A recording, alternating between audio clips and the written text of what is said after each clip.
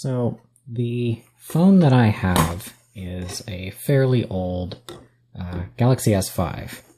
That's right there, you can see me. Hi.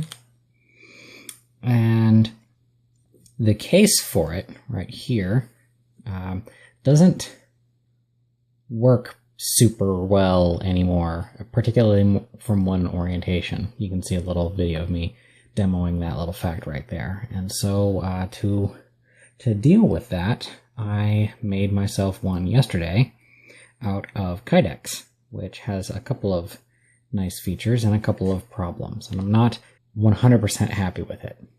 The idea was based around the Adam Savage style Leatherman holder, where you just slot it in from the top, and I kind of liked the little retaining piece right here from the OtterBox one. And so I tried to add that, but you know, it actually sits in there pretty deeply, so I don't here, I'll show you. I have a block of wood. That's the same size, which I had already prepared. Unfortunately, it doesn't have the same curves to it, so trying to get it in there is a bit tricky.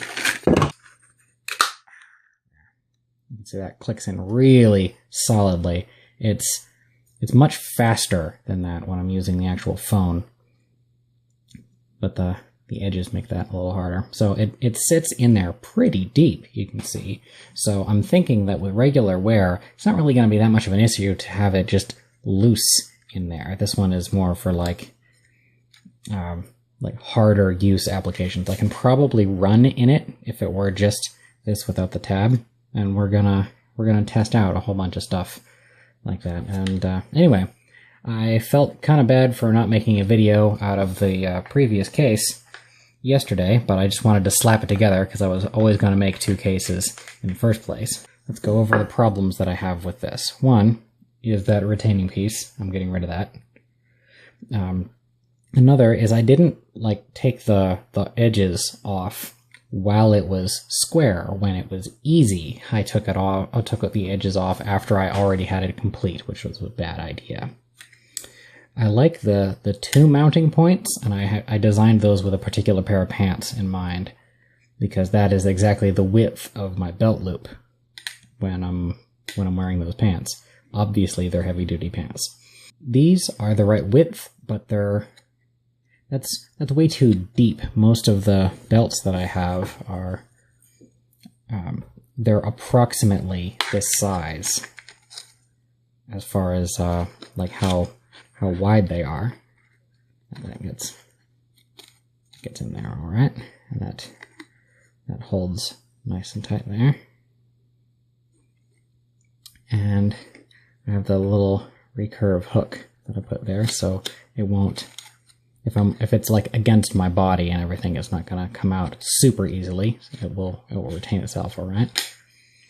Mostly it's on there by friction, and that's pretty nice just to have it on with one hook. And it's sturdy enough that I can have it mounted by just the one hook. But I wanted to try one where it was just one hook singular right there, just to see how that would be. And in order to save extra waist cuts, what I'm going to do is I'm going to cut that separately and mount it on like I did with this one. Okay. Oh, and the corners right here, I trimmed them. They were originally perfectly square. Not 100% on whether I want it to keep it completely solid on the bottom or if I'm going to have a little dip, but that's a modification that I can add in later with a couple of precise cuts. So I have my block of wood that is the right size, and I have my big old sheet of Kydex. I had just used up the entire last sheet of Kydex. Let's do some layout lines. For starters, let's see how deep in these retaining pieces are. Approximately 1 1/8 inches. I think I'm going to back it off to just being 1 inch. Thickness-wise, they're about 1 inch there, so that's 2 1/8 inches because I have to account for the curve and everything. That nice and square to itself. I'll put this over to the other side. So 1 4 1/4. to the actual corner of this sucker. Right there.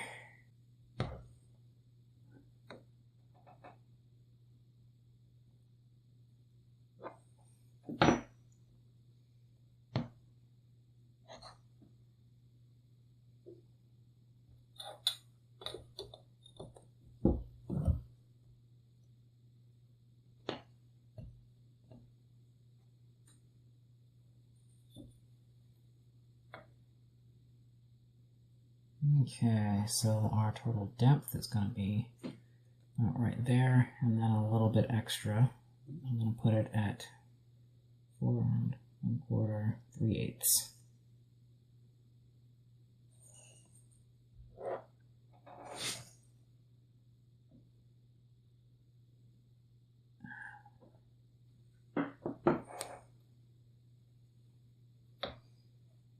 Okay.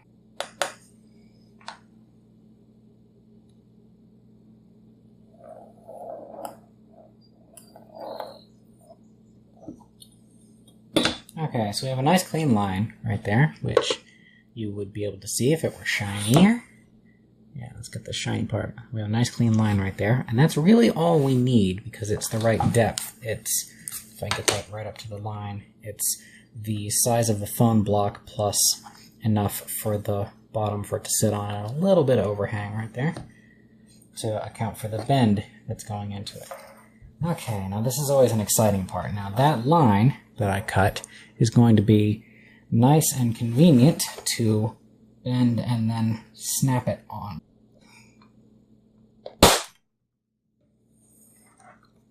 Well, that's a very dramatic sound and a loud bang. We have our nice clean line.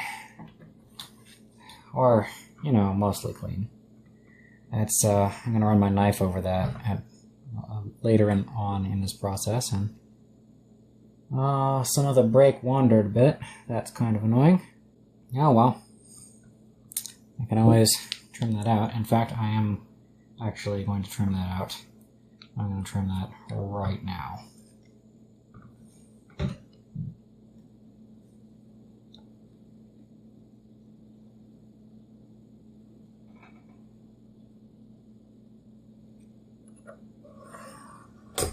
I'm not worried about making a deep mark on my first try. I just need to be able to get it in there. Have it do something more than nothing.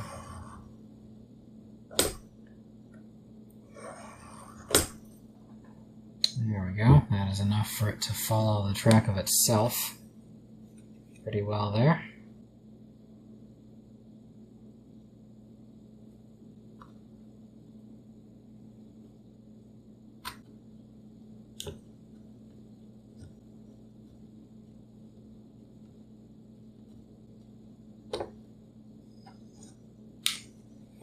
Well, it does already have the cut line, so I didn't need to get it quite that far, because it would split nicely for me anyway.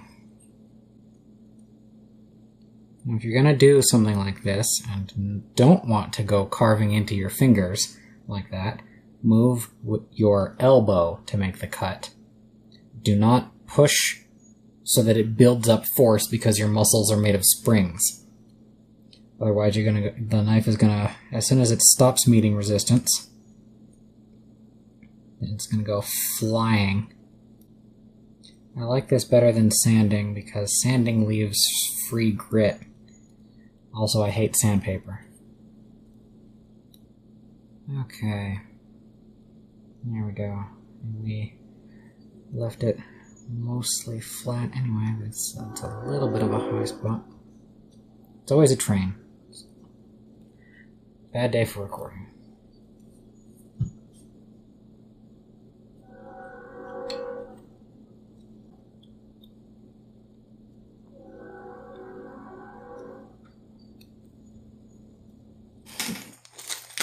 I say a lot of the time that everything that I make is either way above production or way below production. This is about at production. Put that about there. Just eyeball it straight.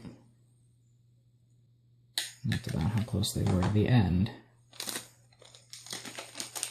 I'm going to be using the holes that I drill in this to place it on the case itself. Once the rest of the case gets cut, the shape of it's going to be a little clearer. Press that in there. Work it around a little bit. Okay.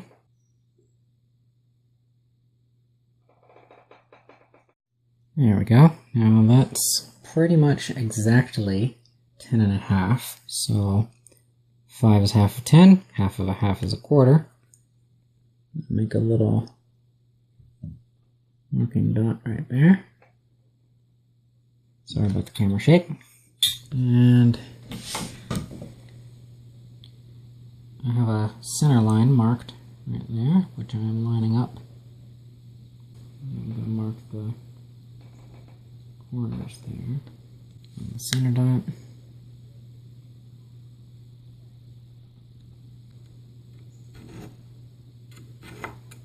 And those are just marks for the, those are marks for the tin snips, so they don't have to be super deep, because they're just guidelines to cut on.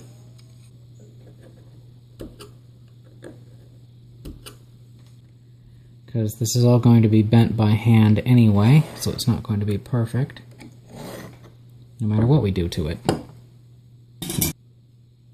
Now I'm not going all the way up to it. I'm stopping about 1/16 of an inch prior.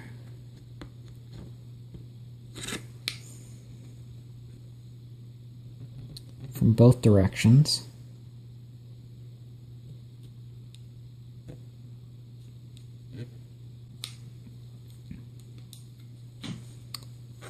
And then I'm just gonna twist that out, and the final squaring of that is gonna be done by my knife instead.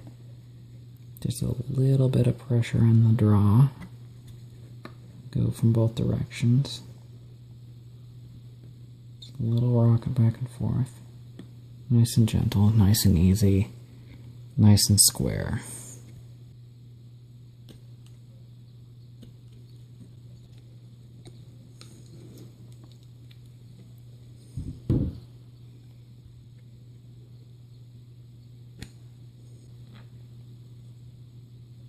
Smooth that out a bit.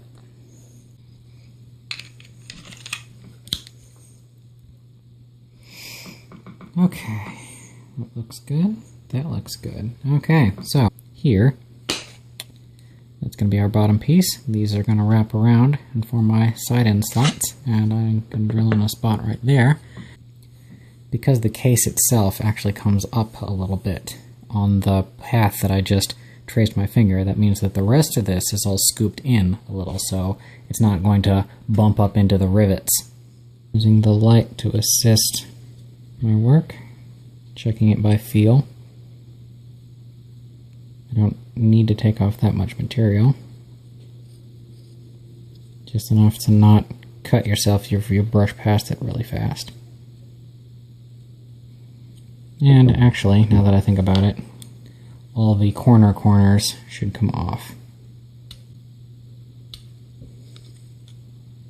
Since the layout for this part is basically done.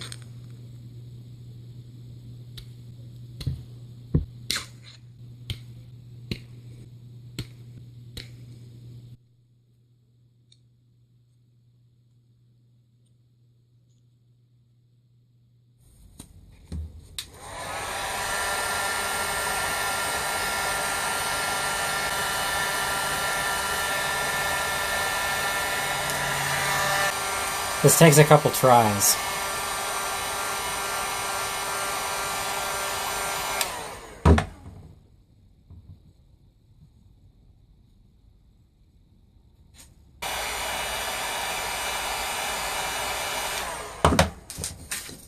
Set the initial position and get it on straight.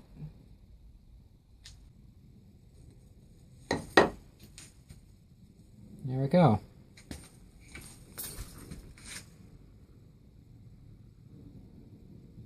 Rivet setter bottom.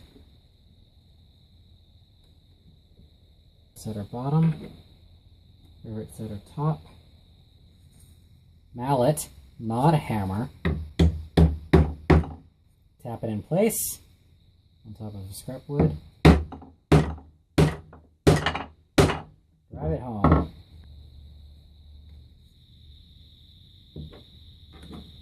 The rivet,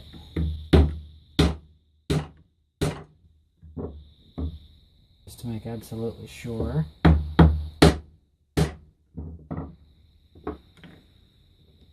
Very good.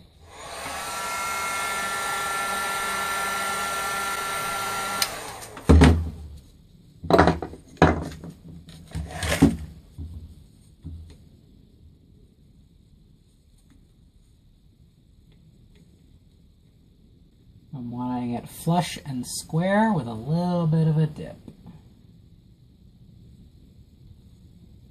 And the curve is the width of this dowel.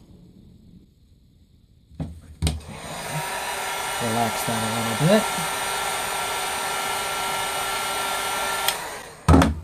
so that it's willing to straighten itself out just a teensy weensy bit. Now I'm just holding it until it cools.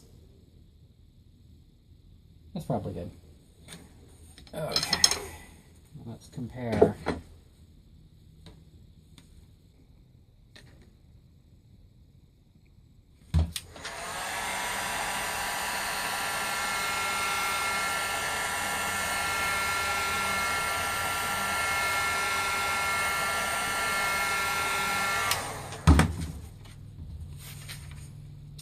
Okay, line up the corners, roll it up.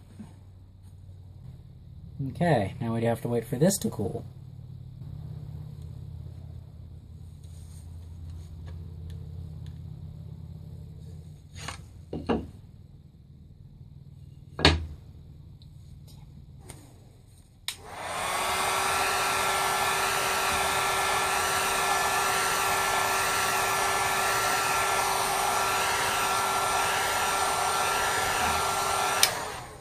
Okay, now the corner has come out slightly. We can fix that pretty easily. Fold it up. Wrap it around.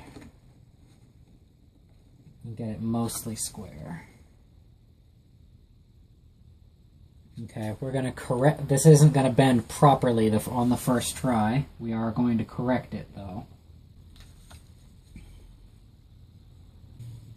Seen worse. Okay, and that measure is exactly dead on, but we have a problem. If it's right there, how are we going to heat up the actual corner? Well, we're going to use a smaller piece that I have handy. And this will also mean it will be easy to get that out of there when it's done. So we're going to have that drawn back, and we're going to heat it up this way, and then get a more perfect roll by putting this in and rolling around it.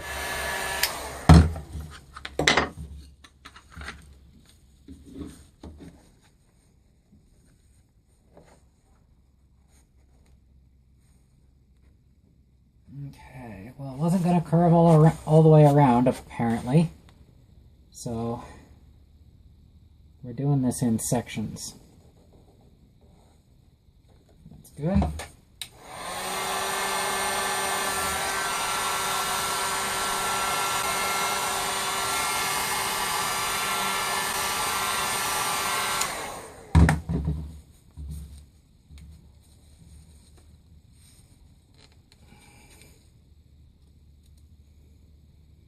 Good tight fit.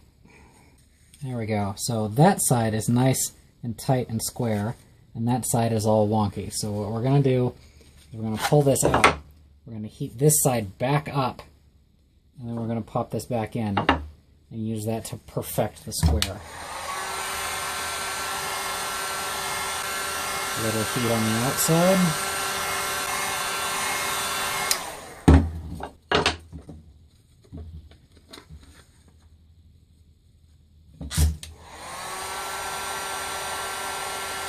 Blast some heat on the inside.